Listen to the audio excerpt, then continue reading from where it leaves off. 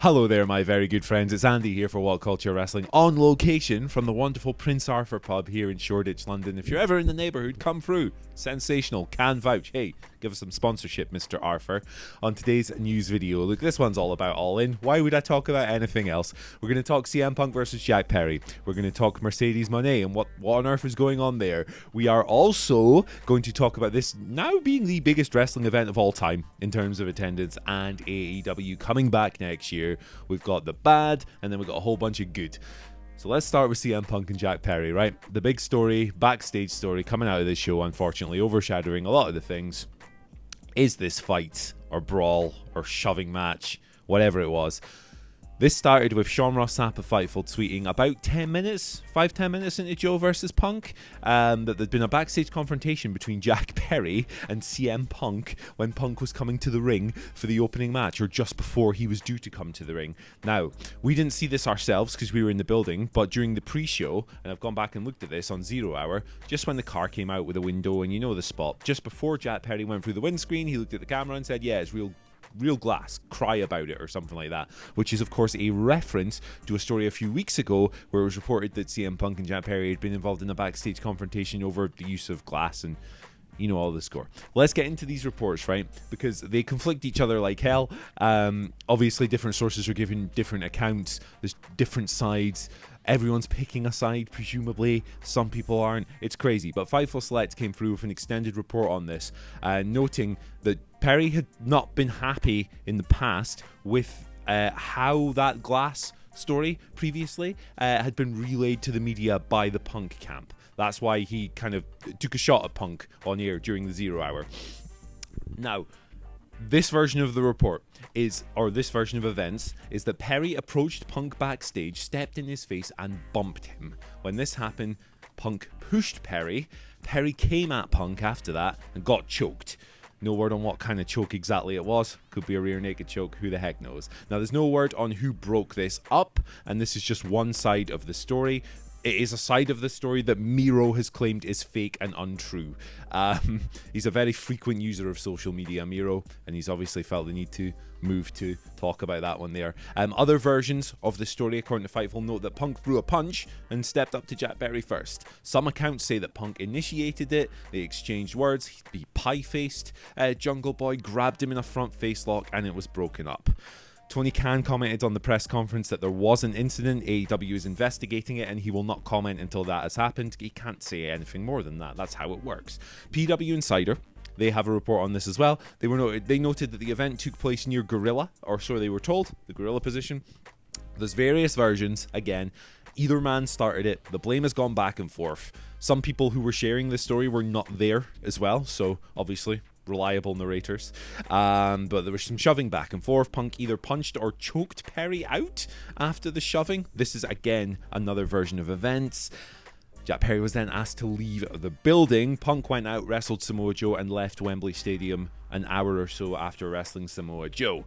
There were some people in AEW who were upset that this had happened because they thought it might overshadow the pay-per-view, its success and everything else, which is very understandable. Apparently it lit a fire under them to go out and do even better in their work, made them go out and work harder. So this is a whole thing. It's an evolving situation. There are 70 million different accounts. It's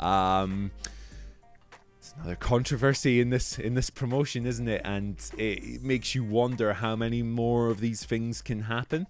There are combustible elements here for me, right? Whoever initiated the pushing and the shoving is ultimately responsible for the escalation, because if you push someone, it's quite reasonable that they will try and smack you or choke you out. So if Jack Perry did that first, that's on him. CM Punk did that first, that's on him. But at the same time, if you don't want to start no crap, maybe going out on the pre-show, dropping a little line, not the best idea there either, Jack. So hey, look, I'm sure you guys have your thoughts on this. I'm sure you're not sitting on the fence at all. It's a CM Punk story. Why would you? So go ahead and fire in the comment section. Let us know what you think. We've got a question or two on this as well, so we'll get to those at the end. Now, Mercedes Moné. What's going on with her? Really strange. Last night, they showed Mercedes in the crowd during the 0 Hour pre-show. She's sitting there chilling, and you think, okay, maybe she's going to do something on the show. But no, they just showed her. Later, again in the show, House of Black, the acclaimed Daddy Ass pre-main event, they just cut to her again really randomly in the middle of the match. Now, I can exclusively reveal my sources, Phil Chambers and Adam Nicholas of WhatCulture.com, have confirmed that Mercedes Moné was there because she has bought the House of Black, and she's rechristening it the House of Moné. Huge scoop ski here from WhatCulture. Better aggregate us properly. But all jokes aside, Fightful Select have come through with a report on this, noting that there have been conversations between AEW and Mercedes is open to appearing for the company. She kind of already has, hasn't she? One source noted that they showed heavy optimism about this situation after what had gone down, and another source was kind of speaking about it as if it had already happened. So there you go. Mercedes has been injured since earlier this year when she wrestled Willow Nightingale and put her over for the New Japan Strong Women's Championship. She's not competed since then. No word on whether or not she's still maybe recovering a little bit, but she was obviously cool enough to travel and attend the show. She was on social media posting some old photos of her in London from a few years ago, earlier in the day as well, which was a lot of fun and got everyone going. I love little teases like that. It's just anecdotally as well, when we were coming into the stadium ourselves, Metalingus was playing over the PA, so that was another fun little, teaser here. But I'd love to see her there. I think she's one of the best in the world. I've been a big fan of this post-WWE run. It's giving you the incredible matches, and it's also giving you completely insane segments and social media snippets. It's off the wall. It's great. I love it. Speaking of great things, it's the biggest wrestling event of all time. This is now official, as announced by AEW, so maybe we'll wait and see what comes through kind of from your Brandon Firstons and your other business reporters. But AEW announced an attendance last night of 81,035 people in Wembley Stadium, which would make it the highest attended paid ticket event. You know what I'm trying to spit out here. It would surpass WrestleMania 32, which had just under that number, 80,709. Ticket revenue is believed to be in the neighborhood of $10 million. Now, previously, WWE have claimed over 100,000 for WrestleMania 32, but even Vince McMahon himself, who's not really known for putting his hands up when he's been dishonest, he's admitted that was complete nonsense in the past. So there you go. The most credible independent reporting on that is around the 80,000 mark. Now, the outsider, the kind of number that we don't usually consider in things like this, is Collision in Korea. Back in the day, WCW, New Japan, because they didn't sell tickets for that event. It was hey, you need to attend this event. I am the government, do what I say, according to sources, reports, and stuffs. So there you go. It's kind of the biggest event of all time, which is kind of crazy for the second biggest promotion in the US. It was hugely successful business-wise. Good business doesn't mean you have to enjoy the show, but I would challenge anyone to watch that show and not think it was really great. So, hey, there you go. And to kind of close this whole thing off, coming back next year. It's crazy. They're coming back to Wembley Stadium. This was announced during the show, or maybe just after. I'm not sure which portion made air and which didn't, but after MJF versus Adam Cole, they got on the mic and confirmed they are coming back to Wembley next year. Big pop, huge, crazy, mental stuff. It was good. Tony Khan got in the ring, got really enthusiastic about it. He was stomping the floor and stuff. It was a great time, and he should be enthusiastic about it. We've actually got a little clip of the action, which we will splice in right here. I will see you all in 1 year! Bank holiday weekend, August 25th, 2024! All in right here! Let's go!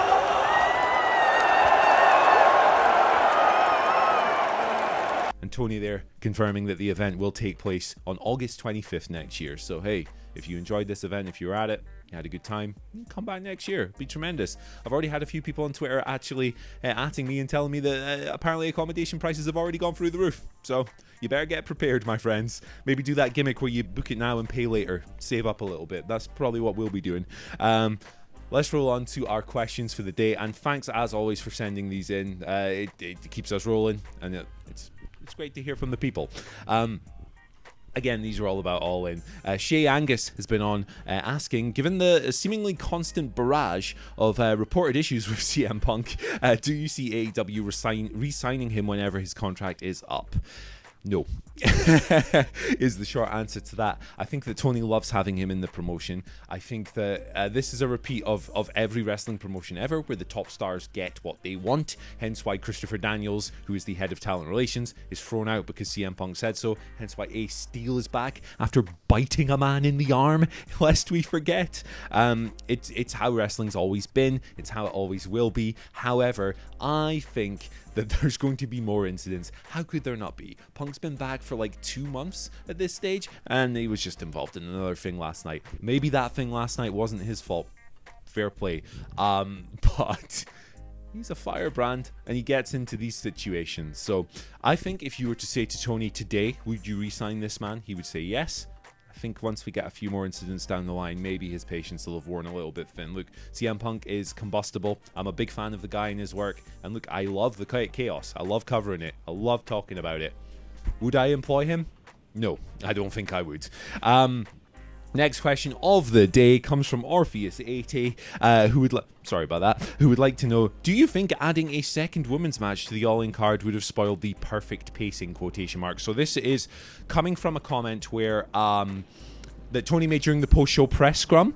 He was asked about why was there only one women's match on this show. We obviously had the four-way, which was a callback to the original All-In, when they had that match with Britt Baker, Tessa Blanchard, Madison Rayne, and I've completely forgotten the fourth participant, Chelsea Green.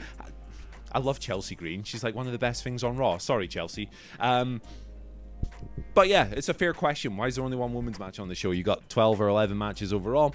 Tony answered something about how, loads of big stars missed up and the pacing was great and it was the best paced show ever. Look, you could easily have built one, man. Come on, that's a really weak excuse. I think the simple answer to this is that Tony Khan doesn't really care. And I think he showed that in his answer during the post-show media scrum there. I think that if he wanted to build another good program, women's program, to feature on this show, yeah, the pacing would have been just fine. And look, that show was really well paced. I'm not really sure what it would have lost at all. Nothing is the answer by adding another one in. Obviously, the Statlander defending against Ruby Soho next week, and they have 2 pay-per-views to build to. But yeah, it's really weak representation of a division that, honestly, I don't think he gives a single hoot about. That's my answer. Maybe you disagree. Let us know down below. Our final question comes from Reese Macy, and it is a shame as well. Like, sorry to keep going on and on, but you got people like Athena just sitting at home, and like, this is a ridiculously talented roster now. It's not that the talent isn't there. It's not that the personnel isn't there. These are great wrestlers. These are also great characters, and Athena is the perfect example of that. The work she does on Ring of Honor should be on the biggest stage possible. It sucks. Reese Macy with the final question today. Do you think that next year's All-In will be as big? Do you think that they will actually have to build this time and not just rely on the UK crowd? The pay-per-view was amazing. However, Ospreay carried Jericho hard. Would be interesting to see how you feel after you've rewatched it. Yeah, I've got to rewatch it, and I'm looking forward to doing that. It's a different perspective. Will it be as big? I don't want to be the cynical guy, because when this pay-per-view was announced, I thought they'd sell like 40,000 tickets, and I got proved completely wrong. So I don't think it'll be as big, right? How can it be as huge as the first time in this country, in this big stadium, with all these factors going? But I do think it will still be absolutely gigantic, right? And I think that if they come back here next year and they get 75 or even 70,000, that's still a huge win. That's still a gigantic event, one of the biggest wrestling events ever. And they've just had the biggest one of all time. So I think that they will have to build it a little bit better. I'm not going to lie. Like, I've not been big on the whole slaughtering the build to this show, because I've still kind of enjoyed it. I'm very much hey, I'm not getting that thing that would be perfect. I'm getting this thing instead. So I'm just going to make do with that and enjoy it. That being said, they could have done a better job for sure. They could have done it earlier. They could have started this several months in advance. I know they have another pay-per-view the following week, which complicates things, but guess what? They chose to do that, so I'm not cutting them any slack for that. That's a whack excuse. It's got to be a little bit more concerted in the storytelling side of things, but also next year, hopefully, we'll have people like Jamie Hayter available. Hopefully, Pac will be available. Hopefully, Bryan Danielson will be available. And hopefully, yes, Kenny Omega will be in a singles match. But anyway, thank you for joining me today, folks. It's been a hell of a weekend. I hope you enjoyed the show. Thank you for always tuning in, supporting, subscribing. We love you. We love you. We love you. Oh, yes. Bye.